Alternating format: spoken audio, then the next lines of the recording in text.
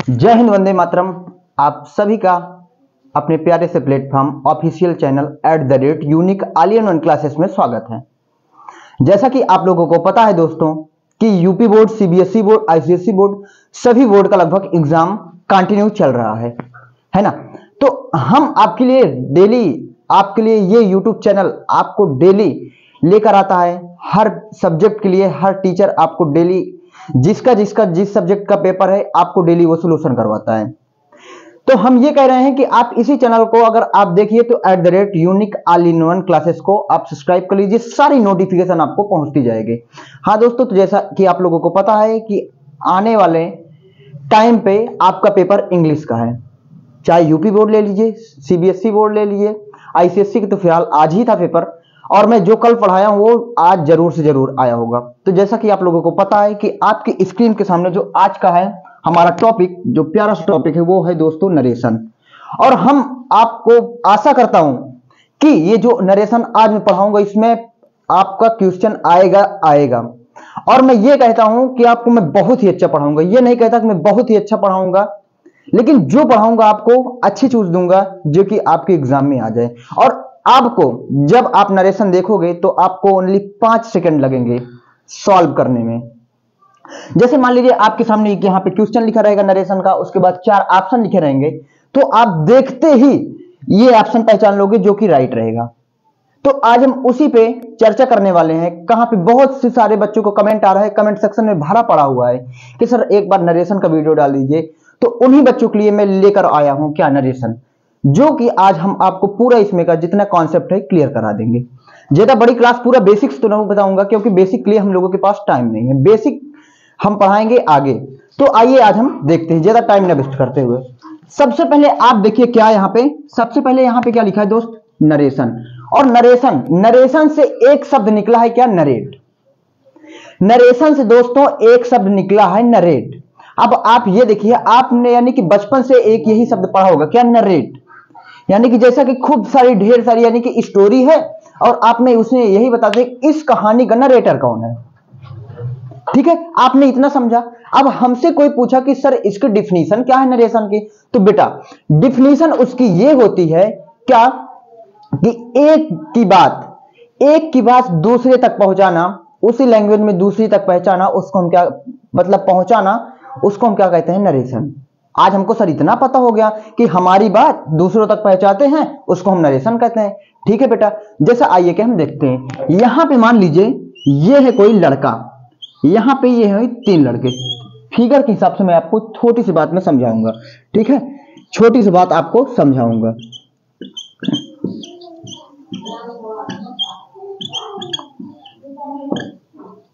यहां पे जैसे आप देखिए, यहां पे कितने हुए दोस्त, ये हुआ क्या, मुंगरू, ये हुआ मुंगरू, और ये हुआ विजय, और ये हुई प्रिया। अब आपके सामने 3 पिक्चर ड्रा है। अब आप बोलोगे सर ये तो आप क्या कर रहे हैं, खेला करवा रहे हैं क्या, लेकिन बेटा आपको ये नहीं समझना। हम ये कह रहे हैं कि आपको मैं समझा रहा हूं, आप अपनी आसानी से आपके रिलेटेड लाइफ से रिलेटेड है और आप समझ जाओगे कि नरेशन क्या है और कैसे इसको सॉल्व करेंगे। देखो भाई, सबसे पहले ये मुंगरू प्रिया को पसंद करता है ना। मुंगरू जो है वो प्रिया को पसंद करता है, लेकिन प्रिया से कहने में उसको डर लग रहा है कि मैं तुमको क्या करता हूं, पसंद करता हूं, इसलिए उसको डर लगा है। तो मुंगरू ने विजय से कहा कि यार भाई जो वो प्रिया है, जो मेरी क्लास वाली प्रिया है, उससे मेरी क्या करवा दो, सेटिंग करवा दो। तो मुंगरू ने किससे कहा, विजय से। और विजय ने फिर जब विजय ने अब क्या किया, मुंगरू ने तो विजय से कह दिया। तो आप बोलोगे सर ये डायरेक्ट है या नरेशन है, नहीं बेटा ये नरेशन नहीं है। अब आगे इसको देखते रहिएगा। फिर विजय ने मतलब मुंगरू की बात ना कहकर अपनी बात उसमें अजमाने लगा, यानी कि मुंगरू की बात ना कहा, विजय ने डायरेक्ट, अगर इससे कहना था तो प्रिया से डायरेक्ट बोल दिया आई लाइक यू, मैं तुमको पसंद करता हूं। लेकिन यहां पे मुंगरू की बात उसने नहीं बोला। अगर मुंगरू की बात यहां से विजय, ये मुंगरू ने विजय को बोला कि, यानी कि मुंगरू ने विजय को बोला कि प्रिया से बोल दो मैं प्रिया को पसंद करता हूं, मुंगरू ने कहा। अगर मुंगरू ने विजय से बोला और विजय ने उसको वही वाली बात को डायरेक्ट प्रिया के पास पहुंचा देता, तो वो होता बेटा मेरा डायरेक्ट।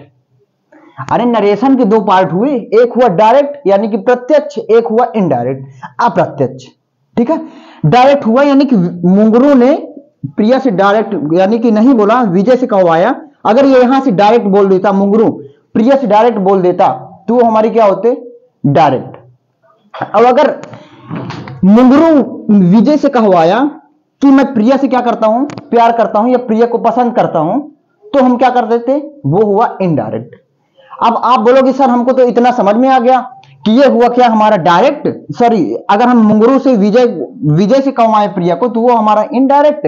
अगर वही लैंग्वेज में डायरेक्ट उसने किसको, प्रिया को बोल दिया तो वो क्या हुआ हमारा डायरेक्ट। अब आप बोलोगे सर इतना बेसिक तो हमको खूब अच्छे से क्लियर हो गया। तो बेटा बेसिक क्लियर हो गया, तो अब बहुत से बच्चों को दिक्कत आ रही है किसमें, कि सर जो उसमें कामा इनवर्टेड कामा है, ये कामा इनवर्टेड कामा है, यहां पे हम क्या लगाएंगे। तो आइए हम उस पर चर्चा करते हैं। ठीक है, अब देखिए जहां पे ये ऑफिशियल कामा इनवर्टेड कामा वाली बात आई, कामा इनवर्टेड कामा वाली बात आई, तो हम इसका यूज कहां पे करेंगे। ऑफिशियल सभी बच्चों को यही पता है, एटलीस्ट सभी बच्चों को यही पता है कि सर हमको यही बताया गया है और बचपन से यही बताया गया, कामा इनवर्टेड कामा हटाकर वहां पे हम दैट का यूज कर देते हैं। लेकिन जो बच्चे ये सोचे हैं कि जहां कामा इनवर्टेड कामा के साथ हम दैट का यूज करते हैं, तो उनसे मेरी हाथ जोड़कर रिक्वेस्ट है कि भाई ये वाला वीडियो आप देखो, कहां पे हम दैट का यूज करते तो हैं, बट बेटा कहां पे करते हैं हमको ये भी पता होना चाहिए। मतलब हर बात गलती नहीं करनी चाहिए यार। अगर मान लीजिए उनको यही पता है कि हर हमेशा हम कामा इनवर्टेड कामा के स्थान पे दैट का यूज करते हैं, कंजक्शन दैट का यूज करते हैं, लेकिन आज आपको यह कंफर्म हो जाएगा कि हम कंजक्शन दैट का यूज कहां करते हैं। आइए अब देखते हैं। अगर दोस्तों हमारा असर्टिव सेंटेंस है, ये है हमारा कौन सा असर्टिव सेंटेंस। ठीक है, अगर हमारा नरेशन क्या है, असर्टिव सेंटेंस है, तो वहां हम कामा इनवर्टेड कामा के साथ किसका यूज करेंगे, दैट का। अब बोलोगे सर हमको तो असर्टिव पता ही नहीं। असर्टिव के दो बच्चे हुए, एक हुआ पॉजिटिव एक हुआ नेगेटिव, आपको इतना पता हो गया। आप बोलोगे आई नो, ओके।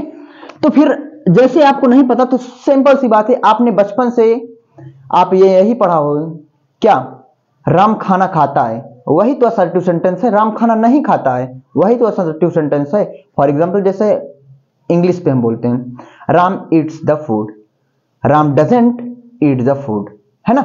आपने इतना बोला। अगर जहां पे आपको पॉजिटिव और नेगेटिव दिख जाए और हमारा वो सिंपल साधारण सा सेंटेंस हो, तो हम कामा इनवर्टेड कामा के साथ हम दैट का यूज करते हैं। अब आपको इतना तो पता हो गया, खूब अच्छी तरीके से पता हो गया कि हम दैट का यूज कहां करेंगे। अगर हम आपसे पूछे कि बेटा हम दैट का यूज कहां करेंगे, तो आप यही बताओगे सर जो हमारा अगर असर्टिव सेंटेंस है वहां पे हम दैट का यूज करेंगे। अब असर्टिव सेंटेंस क्या होता है भाई, असर्टिव सेंटेंस वही होता है सर जो बिल्कुल से क्या होता है, सिंपल सा होता है ना। देखिए अब असर्टिव के साथ हम दैट का यूज करेंगे। जो बच्चे यही गलती कर रहे थे कि हर सेंटेंस के साथ कोई भी सेंटेंस आए तो हम वहां पे दैट का यूज कर दे रहे थे, तो वहां पे हमको दैट का यूज करना तो है, बट हमको देख के करना है कि कौन सा सेंटेंस के साथ किसका यूज करते हैं। आप बोलोगे ठीक है सर हमने तो असर्टिव यहाँ पे असर्टिव का बना लिया, अब सर आप यहाँ पे इंट्रोगेटिव क्यों लिखे हैं। हाँ, तो सेंटेंस हमने हमारे आपके कितने होते हैं, 5। फर्स्ट सेंटेंस कौन सा होता है, असर्टिव। सेकंड वाला सेंटेंस हमारा वो क्या होता है, इंट्रोगेटिव। अब बोलोगे सर इसको क्यों लिखे इंट्रोगेटिव, तो हम बताएंगे कि भाई इंट्रोगेटिव सेंटेंस को हम इसलिए लिखे हैं, क्यों, क्योंकि इसके साथ भी क्या होता है, कुछ में कामा इनवर्टेड कामा के स्थान पे कोई कंजक्शन का यूज करते हैं। अब बोलोगे सर कौन सा कंजक्शन का, इसमें बेटा इफ या वेदर लगता है। आप बोलोगे ठीक है सर इफ या वेदर लगता है। अब कुछ बच्चे मान लीजिए तो इतना जानते हैं कि इफ या वेदर लगता है, लेकिन कुछ बच्चे ओवर स्मार्ट हो गए। अब बोले सर कि हमने सर जहां पे ये कामा इनवर्टेड कामा लगा था वहां पे हम इंट्रोगेटिव वाले सेंटेंस में what, why, when, which, who, how ये सब भी देखा है, तो उसके भी क्या है, उसके भी हम यहां पे बताएंगे वो कहां पे यूज होता है। अगर ये इफ या वेदर हम वही यूज करेंगे जब हमारा एक्जुलरी वाला होगा। ठीक है, कौन सा, एक्जुलरी वाला।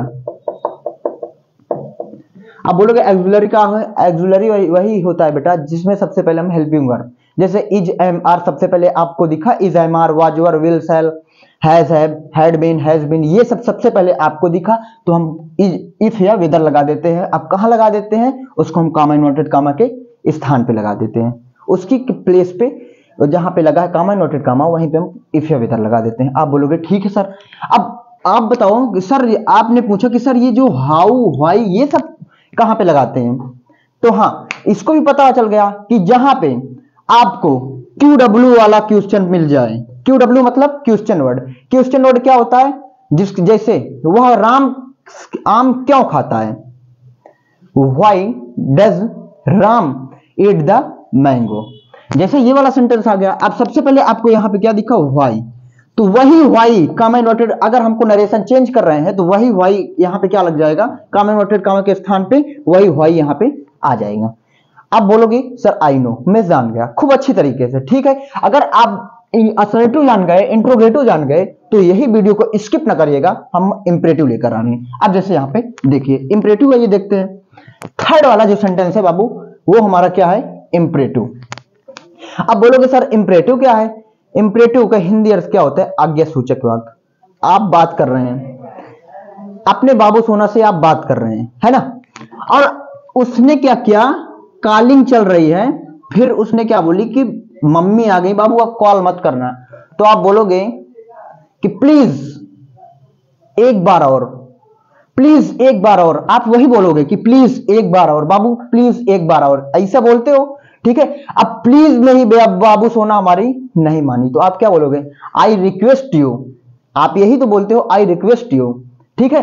तो जहां पे प्लीज, सजेस्ट और यहां पे ऑर्डर वाली भावनाएं व्यक्त हो, वहां पे हम इंपरेटिव सेंटेंस का यूज करते हैं। अब बोलोगे सर इसको हम पहचानेंगे कैसे, बेटा हम इसको ऐसे पहचानेंगे, इसमें भी दो होती हैं, यहां पे होता है क्या, पॉजिटिव, और सेकंड क्या होता है, निगेटिव, ठीक है। अब पॉजिटिव क्या दिया, open the door, open the door, आपने इतना देखा, ओपन द डोर, दरवाजा, कृपया दरवाजा खोलो, सॉरी कृपया नहीं है अभी, अगर प्लीज लगा होता तो हम यहां पे लिख देते प्लीज ओपन द डोर। और यहां पे अगर हो गया, यहां पे क्या हो गया, अगर not open the, no open the door, दरवाजा नहीं खोलो, तो यहां पे अगर ओनली पॉजिटिव आया तो यहां पे कामा नोटेड कामा के स्थान पे हम क्या लगा देंगे, टू।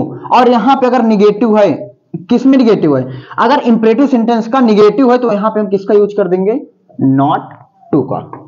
आप बोलेंगे आई नो, मैं खूब अच्छी तरीके से जान गया सर कि हम पॉजिटिव असर्टिव सेंटेंस में क्या लगाते हैं, इंट्रोगेटिव सेंटेंस में क्या लगाते हैं, इंपरेटिव सेंटेंस में क्या लगाते हैं, ठीक है। आप खूब इतने अच्छे तरीके से समझ गए।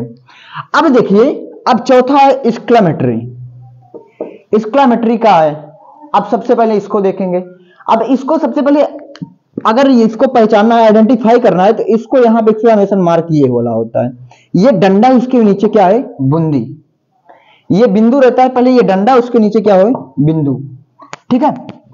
फिर अब बोलोगे सर इस ये अगर ये वाला सेंटेंस हो तो इसको कैसे लगाएंगे सर, हम तो अब एक्सक्लेमेटरी आज नाम पहली बार सुने हैं, इसको कैसे पहचानेंगे, इसको कैसे लिखेंगे। सबसे पहले पहचानना है तो आप यही देखोगे, ये वाला डंडा और नीचे बिंदी, इसको अगर ये वाला नहीं लगा तो उसमें क्या लगे रहेगा, एलास, हुर्रा, ये सब लगा रहेगा, ठीक है। वाह वाह, शाबाश। आपने जैसे हमारी क्या हो गई, मैच जीत गई, इंडिया और पाकिस्तान से मैच हो रहा है, तो मैच हमारी क्या हो गई, आप बिल्कुल एक्साइटेड हो गए, वाह बिल्कुल से चिल्लाने लगे, मतलब इतना जोश, इतना जुनून के साथ आप चिल्लाते हो, वही हमारा क्या होता है दोस्त, एक्सक्लेमेटरी।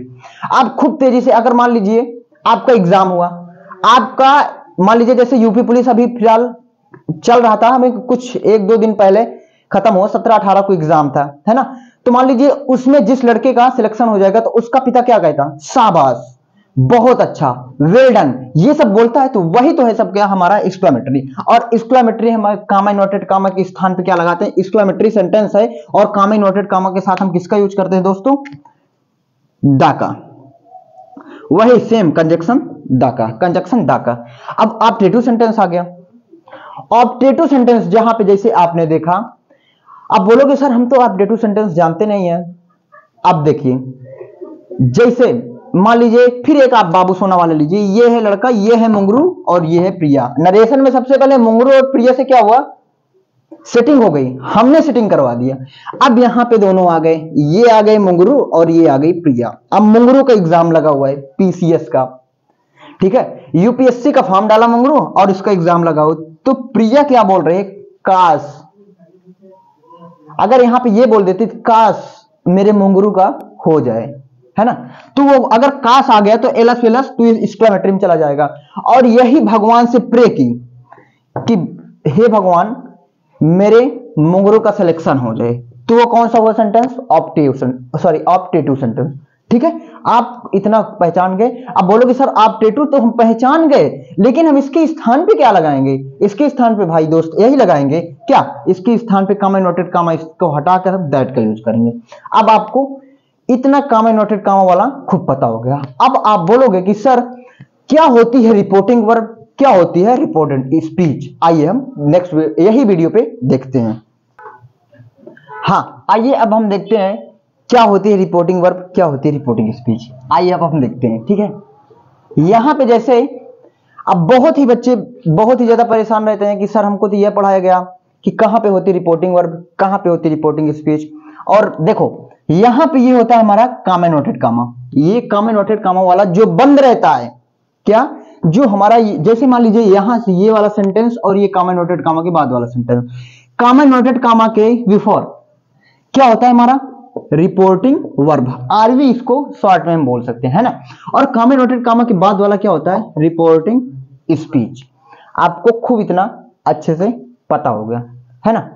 अब देखिए, अब हम देखते हैं reporting verb reporting speech. Sir इतना मैं जान गया कि रिपोर्टिंग वर्ब क्या होती है, रिपोर्टिंग स्पीच क्या होती है। ठीक है, अब आइए हम अब देखिए, अब हम एक बार एक छोटा सा एग्जांपल लिखते हैं, उसके बाद हम जो जो उसमें कमी होगी फिर हम उसको लिखवाते हैं। जैसे यहां पे लिखा गया Shreya said to me, comma noted comma, I did not go, I did not go। बस इतना हमारा कंफर्म हुआ, है ना। अब जैसे इसको हमको सॉल्व करना है तो आपको ये पता हो गया। सर आप ये बता दिए कि कॉमा नोटेड कॉमा के स्थान पे क्या लगता है, इसके प्लेस पे क्या लगेगा। मात्र सर आप इतना ही तो बताया कि यहाँ पे कॉमा नोटेड कॉमा के प्लेस पे क्या लगेगा। अब बेटा देखिए यहाँ पे ये बताओ, अभी हमने क्या बताया कि अभी सेड वाला नहीं बताया कि सेड कब चेंज करेंगे टोल्ड में, सेज को कब चेंज करेंगे टेल्स में, से को कब चेंज करेंगे टेल में। ठीक है, अब आइए देखते हैं। देखो यहां पे क्या लिख दिए हम, सेड, यहां पे सेज, यहां पे से। अब इसको ये देखो, अब आप बोलोगे सेड को सर हम कब इसमें चेंज करेंगे टोल्ड में, उसकी भी स्थिति होती है, इसको हम कैसे चेंज करेंगे आइए देखते हैं। जैसे यहां पे आपके सामने सेंटेंस लिखा है क्या, श्रेया सेड टू मी। अब ये बताओ सेड के बाद कोई ऑब्जेक्ट है? आप बोलोगे हाँ सर ऑब्जेक्ट है। हम पूछेंगे कौन सा ऑब्जेक्ट है, तो आप बोलोगे सर मी है, टू मी है। जहां पे आपको सेड के बाद कोई ऑब्जेक्ट दिख जाए, जहां पे सेड के बाद आप कोई ऑब्जेक्ट दिख जाए और वहां पे अगर सेड हो तो उसको किसमें चेंज करेंगे दोस्त, हम टोल्ड में। अगर यहीं पे बाबू हम सेज लिख दें, क्या सेज, आप बोलोगे सर यहां पे सेज के बाद यहां पे टू मी दिखा, तब भी हम टोल्ड में चेंज कर देंगे। लेकिन नहीं, ये बदतमीजी हमको करना ही नहीं। हमको क्या करना है, सेज के बाद हमको अगर यहां पे सेज दिखा उसके बाद कोई ऑब्जेक्ट दिखा तो हमको अगर चेंज करते समय डायरेक्ट, ठीक है, उसको किसमें चेंज कर देते हैं, टेल्स में। ठीक है, अब यहां पे सर यहां पे सेज नहीं लिखा, यहां पे क्या लिखा, से लिखा, ओनली से लिखा। क्या सर यहां पे हम टेल्स, यहां पे भी यानी कि टेल्स लिख देंगे? आप हम बोलेंगे नहीं बेटा, सबकी स्थिति होती है। अगर सेड है तो टोल्ड लगाएंगे, सेज है तो टेल्स लगाएंगे। और यहां पे अगर से है उसके बाद हमारे पास कोई ऑब्जेक्ट है, तब इसको हम किस में चेंज करेंगे, टेल में। ठीक है, इसको हम कहां पे चेंज करेंगे, टेल में। अब आप बोलोगे आई नो, मैं इतना जान गया सर कि जहां पे हम कॉमा नोटेड कॉमा के स्थान पे क्या लगेगा, उसके प्लेस हटाएंगे जब चेंज करते समय तब क्या लगेगा, सेड सेज कहां लगेगा। अब आपके मन में एक क्वेश्चन और उठा, वो क्वेश्चन कौन सा है, मैं जान गया कि वो क्वेश्चन कौन सा है कि जहां पे सर यहां बहुत से टीचर भी यही पढ़ाए हैं और जब सही है तो पढ़ाएंगे, जायज सी बात है। तो यहां पे सर जो सेड का सेड ही रहने देते हैं वो कैसे करते हैं, उसकी भी एक स्थिति है। आइए देख लो एक बार। देखो अगर यहां पे श्रेया के बाद ओनली सेड रहता, श्रेया के बाद ओनली सेड रहता, उसके बाद कोई ऑब्जेक्ट ना आता, डायरेक्ट हमको क्या दिखता, कॉमा नोटेड कॉमा, तो हम सेड को डायरेक्ट सेड में ही चेंज कर देते और हमको कुछ करने की जरूरत नहीं थी। आप बोलोगे सर अब मैं जान गया कि कहां पे हम सेड का सेड रखेंगे, कहां पे हम सेड का टोल्ड लगाएंगे। आप खूब इतनी अच्छे तरीके से जान गए। अब फिर आप बोलोगे कि सर जो कॉमन नोटेड कॉमा वाला है और कॉमन नोटेड कॉमा वाला, इसके हम पहले पढ़ा चुके हैं कि असर्टिव सेंटेंस के साथ क्या लगाते हैं, इंट्रोगेटिव सेंटेंस के साथ क्या लगाते हैं। असर्टिव के साथ हम दैट लगाते हैं, इंट्रोगेटिव के साथ हम क्या लगाते हैं, इफ या वेदर। आप बोलोगे सर व्हाट व्हाई तो लगाते हैं, लेकिन बेटा व्हाट व्हाई वहां पे लगाते हैं जब क्या दिखता है आपको, क्यू डब्ल्यू, क्वेश्चन वर्ड वाले वाक्य, है ना। क्वेश्चन वर्ड वाले वाक्य आपको दिखते हैं, वो हमारा क्या होता है, वहां पे हम व्हाट व्हाई लगाते हैं। ठीक है, अब आपको खूब इतना अच्छे तरीके से पता हो गया। ठीक है, अब देखिए जैसे आपको हमने पूरा बेसिक बताया, जितने भी रूल है आपको हमने पूरा लिखवा दिया। ठीक है, अब आप बोलेंगे कि सर ये वाला आप हमारे सामने क्या हो गया, सेंटेंस हो गया। अब सर जी आप तो बोले थे हम इसको कितने 5 सेकंड में सॉल्व कर लेंगे, 5 सेकंड में इसको पहचान लेंगे, और इसका आप तो एक बोले थे एक छोटा सा फार्मूला भी है, कैसे कर लेंगे। सबसे पहले आपको, जैसे हम अभी तक फिलहाल मैं ऑफलाइन पढ़ा रहा हूं और ऑनलाइन भी, है ना। तो आप देखिए मैं ऑफलाइन के एक बच्चे को बुला रहा हूं, इसको ये सॉल्व करता है, अगर ये सॉल्व कर लेता है तो आप इसी तरह सॉल्व करिएगा, अगर ये सॉल्व नहीं कर पाता है तो आपको मैं फार्मूला बताऊंगा कैसे हम 5 सेकंड में पहचान पाएंगे। आ जाओ, ठीक है। लो, जैसे आपको इसको सॉल्व करना है तो आप इसको कितने सेकंड में सॉल्व कर लोगे। आप बोलोगे सर हम 5 सेकंड में सॉल्व कर लेंगे, तो इसको सॉल्व करके दिखाओ। यहां पे जैसे लिखा है यू सेड टू मी, तो इसको कैसे हमको सॉल्व करेंगे, you told me, comma noted comma के स्थान पे गुड, उसके बाद सब सेम कर देंगे, सेम कर देंगे।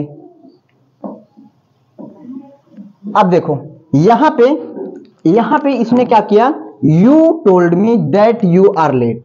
अब ये आप बताइए, ऑन कैमरा हम बोल रहे हैं कि ये सही है, लेकिन हम बोलेंगे इसका रिजल्ट क्या हुआ, ये वाला क्वेश्चन जो है गलत हुआ, ये गलत है। तो आप बोलोगे इसको सर हम कैसे सॉल्व करेंगे। अगर हम बेसिक से बताएंगे तो इसको बहुत ज्यादा टाइम लगेगा, और सर यानी कि टाइम इतना रहता नहीं है कि हम पेपर में बेसिक से करें। तो इसके लिए लेकर आए हो एक में बहुत ही जबरदस्त फार्मूला, जो कि इसको आप 5 सेकंड में यानी कि सॉल्व कर दोगे। इतना फाड़ू ट्रिक है इसका कि आप सुनते ही बिल्कुल से, तो यहां पे आपने देखा you said to me you are late. अब जैसे इसको हम सॉल्व करेंगे, यहां पे हम यू का यू ही लिख दिए, सेड का टोल्ड लिख दिए। आप बोलोगे सेड का टोल्ड सर क्यों लिखे, हमने आपको इसके कुछ मोमेंट पहले आपको हमने बताया था सेड का टोल्ड क्यों चेंज करेंगे। अब मी का मी लिख दिए, कॉमा नोटेड कॉमा के स्थान पे क्या लगाएंगे, यहाँ पे दैट लगाएंगे। अब आप बोलोगे सर दैट यहाँ पे क्यों लगा दिए, हम दैट बेटा इसलिए लगा दिया, यहाँ पे हमारा कौन सेंटेंस है, असर्टिव सेंटेंस है। आप बोलोगे ठीक है सर, इतना ठीक है। तो यहाँ पे अब यहाँ पे ये जो लड़का आया था, अभी यहाँ पे यू का यू ही लिख दिया था, लेकिन हम क्यों काट दिए। आप बोलोगे कि सर आपने तो मात्र इतना ही बताया था कि इतना चेंज कर लो, आपका यानी कि जो सेंटेंस है वो सही हो जाएगा। लेकिन हम ये बता रहे हैं, अगर मान लीजिए यू का चेंज करें हम किस में, मी में। अब मी का इधर से इधर आएगा तो क्या होगा दोस्त, आई, और यहाँ पे आर है। ठीक है, आर को हम हेल्पिंग वर्ब चेंज होती तो यहाँ पे क्या आ जाता है, वाज। ठीक है, अब लेट का डायरेक्ट हम क्या लिख देंगे, लेट ही।